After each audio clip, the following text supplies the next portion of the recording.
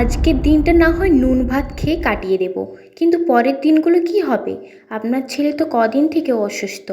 এবার আমাদেরকেই কিছু করতে হবে, আর ওকেও সুস্থ করতে গেলে তো ওষুধের প্রয়োজন, ডাক্তার দেখানোর প্রয়োজন, আমাদের টাকা রোজগারের পথ খুঁজতে হবে মা। আমি রান্না করতে করতে এটাই ভাবছিলাম যে আমাদের রান্নার প্রতিটি পদে টেস্ট আনার জন্য মরিচ দিতে হয়। তাই আমরা যদি মা মরিচ চাষ করি কেমন হবে? মরিচের চাহিদা বাজারে অনেক। আমরা যদি আমাদের ফাঁকা জমিতে মরিচ চাষ করি, আশা করছি ভালোই ফল পাবো। আপনি কি মনে করেন মা? তাছাড়াও মরিচ শুকনো করে আমরা মরিচের আচার বানাতে পারি, যার চাহিদা বাজারে প্রচুর। আপনি যদি সম্মতি দেন তবে আমি এই কাজটা করতে পারি মা। তো আপনি বলুন, আমি কি এটা করব?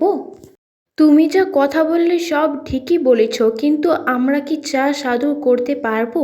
কিভাবে চাষ করতে হয়, কিভাবে ফলন ফলানোর জন্য জল দিতে হয়, কি গাছে যদি কীট পতঙ্গ লেগে যায় তবে কীটনাশক কিভাবে ব্যবহার করব, এগুলো তো আমরা কিচ্ছুই জানি না বৌমা। তবে এখন সংসার চালানোর জন্য কিছু তো করতেই হবে। আপনি এত চিন্তা করবেন না, আগে আমরা চেষ্টা তো করে দেখি, তারপর ফলের কথা ভাববো। পরিশ্রমের ফল কখনো বৃথা যায় না, তাই আমরা চেষ্টা করতেই পারি মা। আমি যাচ্ছি যা টাকা আছে তা দিয়ে বাজার থেকে মরিচের বীজ আনতে, আর আপনি ওই জায়গাটা পরিষ্কার করুন। ঝিলমিল বাজার থেকে বীজ কিনে আনে, আর ওর শাশুড়ি মিলে মরিচের বীজ মাটিতে পুঁততে থাকে। মরিচের বীজ পোতা হয়ে গেলে ওরা বাড়ির টিউবওয়েল থেকে জল এনে তাতে মরিচ গাছে দিতে থাকে। এইভাবে বেশ কিছুদিন কেটে যায়। ওরা খুব কঠোর পরিশ্রম করে আর তার ফলও পায়। কিছুদিনের মধ্যেই মরিচ গাছ ভর্তি মরিচ থাকে। দেখেছো মা, আমি বলেছিলাম না কষ্টের ফল কখনো বৃথা যায় না।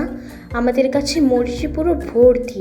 এগুলো বেচে আমরা যা টাকা পাবো তা দিয়ে আগে আপনার ছেলের চিকিৎসা করাবো, তারপর চাল নুন তেল যা যা দরকার কিনে আনবো। যেটুকু মরিচ বাঁচবে সেই মরিচ শুকনো করতে দেব। সেই মরিচ দিয়ে আপনি না হয় আচার বানিয়ে নেবেন। ঝিলমিল ও তার শাশুড়ি সেই সব মরিচ তুলে বাজারে বিক্রি করতে থাকে। তাদের সংসার খরচ বাদেও তাদের অনেক টাকা লাভ হতে থাকে। প্রতিদিন লাভের টাকা তারা সঞ্চয় করতে থাকে। আর ঝিলমিলের শাশুড়ি লাল মরিচের আচার বানিয়ে বাজারে বিক্রি করতে থাকে। প্রতিদিন তারা কঠোর পরিশ্রম করে মরিচ বিক্রি করে লাখপতি হয়ে যায়। কিছুদিনের মধ্যে ঝিলমিলের স্বামী সুস্থ হয়ে ওঠে। সেও ঠিক করে তার বউ আর মায়ের সাথে মরিচ বিক্রি করবে। এবার থেকে তারা তিনজন মিলে মরিচ বিক্রি করতে থাকে বাজারে।